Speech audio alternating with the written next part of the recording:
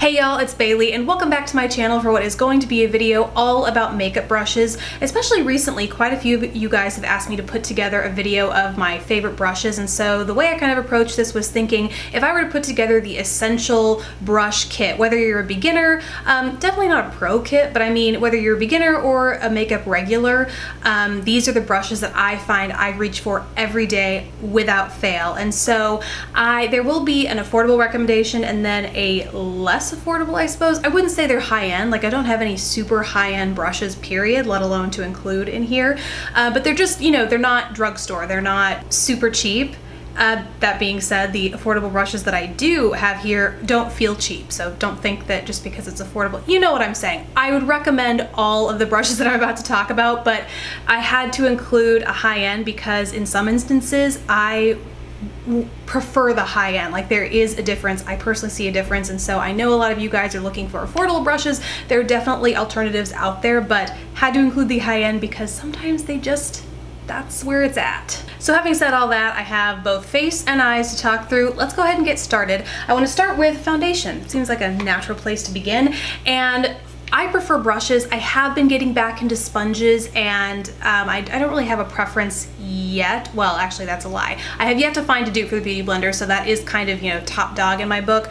But even above that, I prefer brushes. A nice, dense buffing brush. This one is literally called the buffing brush for Real Technique, so naturally it works really, really well to buff and blend in foundation. However, and this is like I was talking about earlier, if you get one brush, if you splurge on a brush, this is absolutely the one I would recommend splurging on because it just makes such quick and seamless and flawless work of blending out your foundation. It's from IT Cosmetics, and I hate how they don't put the brush names on here. Maybe they've started because this is an old brush. I think it's like 45 or 50 bucks. It's not a cheap brush, guys, but I've had it for 3 to 4 years at this point. Like this has really been through the ringer and just still performs like the day I got it.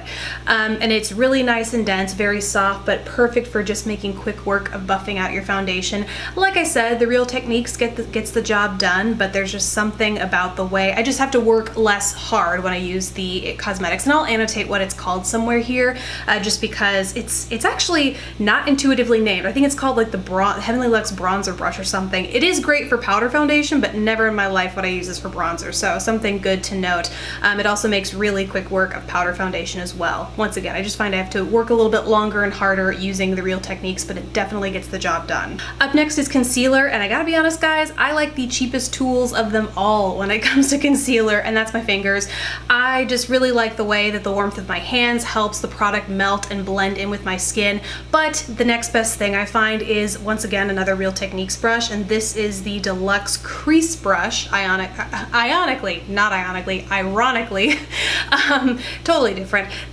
This is just a great shape and density to, once again, buff, kind of like a foundation brush. I really just like to buff cream product in there, but it's small enough to where you can't get in that inner corner. It's also great for using cream and liquid eye products to blend that in. But if I had to recommend a brush for the eye area in general, blending cream products in, it would be the Deluxe Crease brush. Next up is my powder slash blush brush. I tend to multitask a lot when I use my brushes, and so as I was kind of looking for powder brushes, I thought I'm not gonna recommend 4 different brushes for when I frequently can pare it down to, you know, 2 or 1 for the job. So here are my recommendations, for both of those. First is the affordable. This is the e.l.f. I want to say this is the powder brush. Once again, guys, I will annotate these. I hate how brushes don't, or when brushes don't include the name on them, but this one is from e.l.f. Pretty sure it's a powder brush. This, I will say, lends itself a little bit more to powder and pressing that into the under eye area, because you can see here it's a little bit more narrow versus, I mean, it has a little bit more shape. It's a little flattened, but it's still fluffy, so it is great for picking up powder and really pressing it into the under eye area as well as down the center of your face, if like me you are combo. However, it has that fluffiness to where if you were to put it into a blush, you could really nicely diffuse it it across the cheeks. It does put down a little bit more product to the higher end alternative, which is this one from It Cosmetics. Once again, I will annotate this, what this brush is, somewhere around here. And this I find is a little bit better for blush because it's a little bit fluffier, great for picking up powder and really diffusing it across the cheeks, and less good for setting powder just because you can see it's pretty uniformly fluffy all around, so it's a little bit harder to get powder in that under eye area, but it has a slightly tapered tip here to where you can get the job done. And so maybe at some point it just comes down to preference if you want to use the two together. But like I said, I just didn't feel the need to turn these into two separate like setting powder and blush, because the truth of the matter is I personally blend them all the time. Now on to bronzer slash highlight brushes. So I'm a big fan of the Brontour, where you don't completely contour, but it's a little bit more than an overall bronze, I would say. I love these fluffy taper brushes just for that. And up until a couple months ago, before City Color launched their brush line, I could not find an affordable dupe for the Sigma F25. Love this because it's fluffy, it's great for picking up like bronzer, but it has that tapered tip so you really can work it into the hollows of your cheeks and then buff it out the more pressure you put on. Absolutely love the shape of this, and had a hard time finding a similar brush until City Color launched their CCB 201. It's kind of a harder one to remember, but you just look at the shape and size and look at how similar they are. The City Color is a little bit fluffier, so it's for me a little easier to go overboard on the bronzing if I'm too heavy-handed. So that is one thing that I find the shape of the Sigma lends itself a little bit better to being more precise. And then frankly, both of these are great for highlight as well. If you're going for a really full highlight, these fit nicely to the tops of the cheekbones. However, up next, I do have highlight brush recommendations, and a lot of you will probably have seen one of these pretty frequently in recent videos, but I do have what is probably a more affordable alternative to mention as well.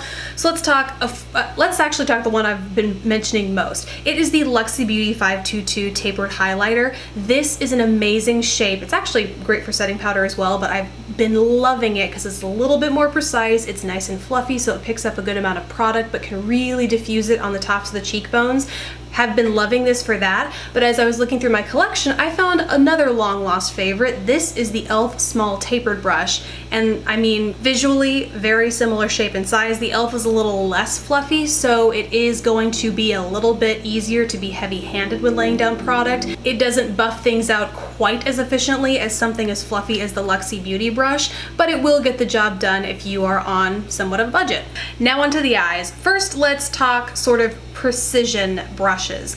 These are great for patting shades in the inner corner, being really precise with patting shadow all across the eye. If you're like doing delicate crease work, this is what I prefer to use these brushes for, or buffing a color on your lower lash line. I personally don't feel my face can hold a lot of color on the lower lash line like some other faces can, so I tend to use a much smaller brush to do that. This is what I reach for, and so my affordable alternative is once again from City Color. They have a great line of brushes, guys. It's the CCB 103. It's nice, it's small, but it's a little bit thicker. You can see here on the profile, and so what I ultimately prefer, like if you really want to be ultra precise, it's great for cut creases. Not everyone does a cut crease, and a lot of lighter shadows for the inner corner. If you're talking on a dated like everyday sort of look, you don't need that kind of precision, but it's really nice to have. Is the Makeup Forever 220 straight brush, and you can just see this really chiseled cut here on the profile. Great for cutting that crease, getting really precise in that inner corner, and just making sure that you get a nice thin line on the lower lash line if, like me, you feel like you can't carry a heavier color on that lower lash line. Then you have the Essential All Over Eyeshadow Brush. If you get one brush for your eyes, it has to be one of these.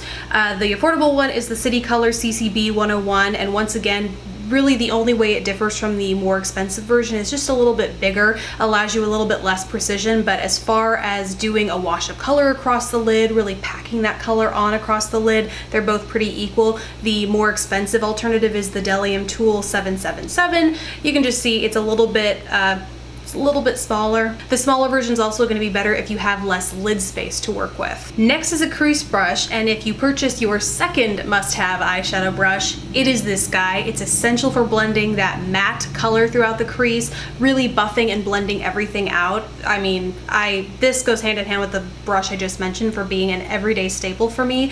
2 recommendations: the e.l.f. crease brush, trusty, affordable, but I really like the shape and size of the Sigma Taper Blending E35. There's just something about this brush, and once again, this actually, opposite to the last brushes I mentioned, this is going to be a little bit bigger, and so if you have less surface area, you know, it's just smaller eyes, you might find that this is a little bit too much for you if you're really wanting to do some more precise crease work. So less about, you know, budget and more just about functionality. That's the primary difference between these two. But I personally have a lot of lid space to work with, and so I find I like and use this larger crease brush more. Moving on to liner, this is the only one I don't have an affordable comparison for because I personally prefer to apply felt tip liners. I just prefer pens more. I rarely go for a potted gel liner, and so honestly up until probably like 1 or 2 weeks ago I wouldn't have had this recommendation to make because this brush is so new to me,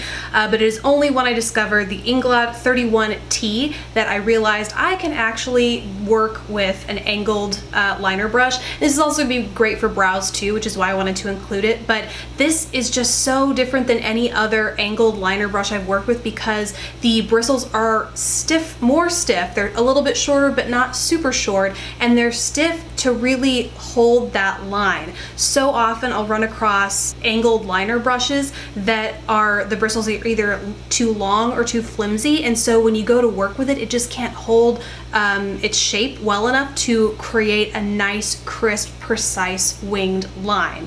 And the same could be said for brows. You don't just want like a brick of brows, you want to create individual hair strokes and really make them look natural, and this brush is just amazing at doing that. So fortunately I don't have an affordable version of this, and I wouldn't want to recommend one to you that I don't fully like, and that's just the fact of it. So I would splurge on this. It's a really amazing brush. And the last brushes I have for eyes probably should have come closer to the all over shader brushes that I mentioned earlier because they're kind of like the best friend to these. I don't personally find I need them on a daily basis, but if you like to do the cut crease or pack on shadow or work with glitters, a flat shader brush is the way to go. Something that you can't really get with those, like the fluffy brushes are great at picking up pigment and it's great for layering it on, but if you want to foil anything, if you want to really pack pigment on quickly and efficiently, one of these flat guys is the way to go, and actually both of these are affordable. This one is from the brand Ubu or UBU. This is number 21, and this one is Eco Tools. These are so easy to come by, and so really an affordable version gets the job done for me. But I find that these are less important to have on a daily basis, but still great if you are kind of past that beginner stage in makeup and you want to start playing with foiling shadows or more pigmented eye looks, things like that. These are great to have for that. And so that's it from me, guys. This video has been a long time coming, so I really hope it was useful, and those of you who requested it got everything you wanted out of it and more. Let me know what you think in the comments below if I left any brushes out. If you have some favorites that I didn't mention here, definitely leave me a comment below. But besides that, thank you guys so much for watching. Please don't forget to subscribe if you haven't already, and I will catch you in my next video. Bye, guys.